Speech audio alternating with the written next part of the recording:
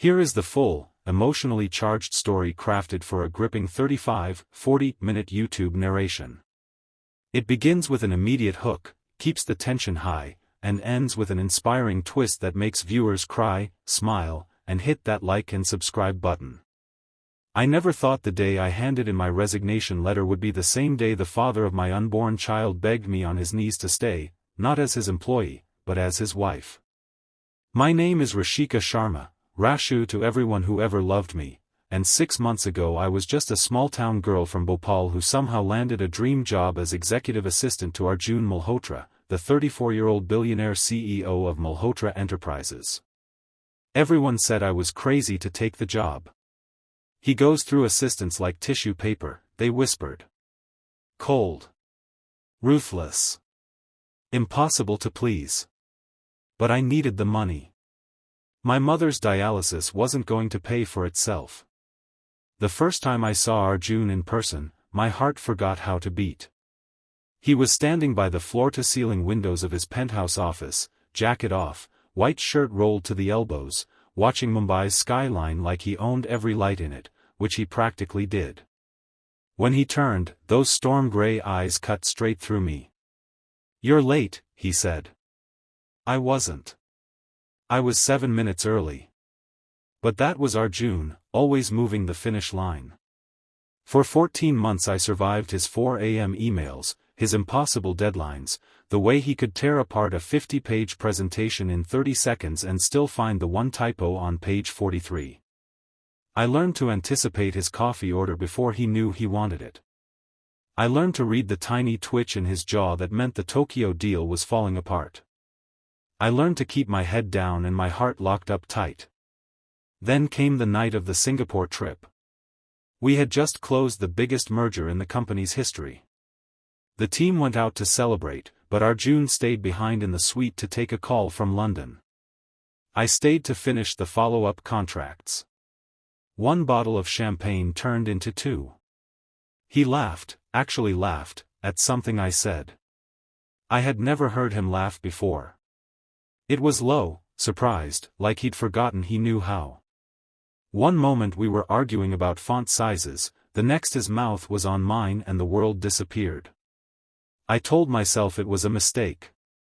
A one-time thing. Billionaires don't fall for their assistants.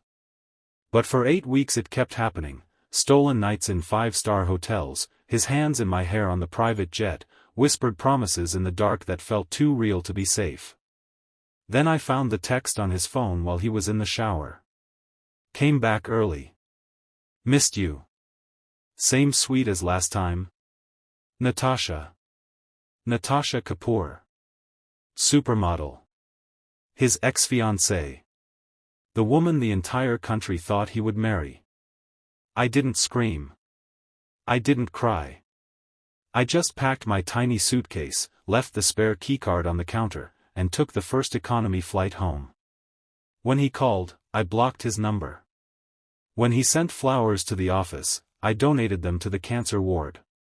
When he tried to corner me in the parking garage, I looked him in the eye and said the words that finally made him go pale. "We're done, Mr. Malhotra. Please respect that." 2 weeks later, I stared at the 2 pink lines on the pregnancy test in the office washroom and felt my entire world tilt. I was 26, single, drowning in my mother's medical bills, and carrying the heir to a billion-dollar empire whose father thought love was a quarterly expense he could write off. I typed my resignation letter that same afternoon. 2 lines. Polite. Professional. Final. I printed it, signed it, and walked toward the private elevator that only 3 people in the building were allowed to use. My hand was shaking so badly I nearly dropped the envelope. The elevator doors slid open. Arjun was inside. He looked like he hadn't slept in days, tie loose, stubble dark, eyes bloodshot. The moment he saw me, something fractured in his expression. "Rashika." I tried to step around him. He moved to block me, not aggressively, just desperately. "Please. 5 minutes. I have nothing left to say." "I have everything to say." His voice cracked. I fired Natasha from the campaign the same night you left Singapore. I haven't seen her, spoken to her, thought about her since the moment I realized I almost lost you over a lie. I laughed, but it came out broken. You didn't almost lose me, Arjun. You threw me away the second someone shinier walked back into your life. I was scared, he shouted, then lowered his voice when heads turned in the open-plan office beyond. You want the truth? I'm terrified of you. You make me feel things I don't know how to control. I grew up in a house where love was a leverage point. My parents stayed together for the shares, not for each other. I thought if I kept you at arm's length, I could keep you safe from becoming another transaction. I clutched the resignation letter so tightly it crumpled. And the baby? My voice was barely a whisper. Is that a transaction too? The color drained from his face. Baby? I hadn't meant to tell him like this. I hadn't meant to tell him at all. I tried to push past him again. This time he dropped to his knees, right there in the hallway where anyone could see. The most powerful man in Mumbai, on his knees in a 10,000 rupee suit. Rashika Sharma, he said, voice shaking, I have spent my entire life buying whatever I wanted. Private jets. Companies. Silence from the press. But I can't buy a second chance with you. I don't want to. I want to earn it. Every day for the rest of my life. He reached into his pocket and pulled out not a ring box, but a folded piece of paper. He held it up with trembling fingers. My resignation, he said. Effective immediately. If you leave, I leave with you. The company can survive without me. I can't survive without you. I stared at the paper. Arjun Malhotra, the man who once told Forbes he would never give up control of his empire, was ready to walk away from everything. Tears blurred my vision. You would give up everything you worked for? I already did, he whispered. The night I let you walk out of that hotel room. I don't know how long we stood there. Maybe seconds. Maybe years. Then I felt it, the tiniest flutter in my belly, like a butterfly waking up. A reminder that whatever I chose next wasn't just about me anymore. I took one step forward. Then another. Until I was close enough to touch his cheek, wet with tears I had never seen him cry. I'm not asking you to give up your empire, I said softly. I'm asking you to share it. With us. He looked up at me like I was offering him salvation. Marry me, he said. Not a question. A prayer. I smiled through the tears. Ask me again when you're standing up, Mr. Malhotra. And when you've met my mother. And when you've learned how to make decent chai. He laughed, wet, broken, overjoyed, and pulled me down into his arms right there on the marble floor. 6 months later. The camera pans across a simple registry office in Bhopal. My mother sits in the front row, oxygen tank beside her, beaming like it's Diwali and her birthday at once. Arjun insisted we marry here, in the city I grew up in, with only 20 people who actually mattered.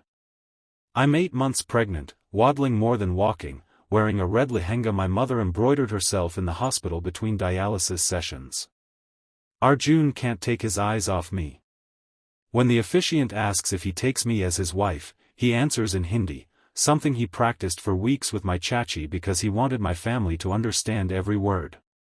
My Rashika ko apna sab kuch dita hoon, apna dil, apna waqt, apna naam, or apni har sans. I give Rashika everything I have, my heart, my time, my name, and every breath. Later, at the small reception in our old family courtyard, he kneels again, this time to touch my mother's feet. She blesses him with tears rolling down her cheeks and says the words that make him cry harder than I've ever seen. Beta, you didn't just marry my daughter. You gave her back her mother. Because the first thing Arjun did after our engagement was fly in the best nephrologist from Singapore and put my mother on the priority transplant list. She got her new kidney 3 weeks ago. As the fairy lights twinkle above us and our baby kicks like he's dancing to the Dalek, Arjun pulls me close and whispers against my ear the words I never thought I'd hear from the man who once told me emotions were a liability. You were never my employee, Rashu.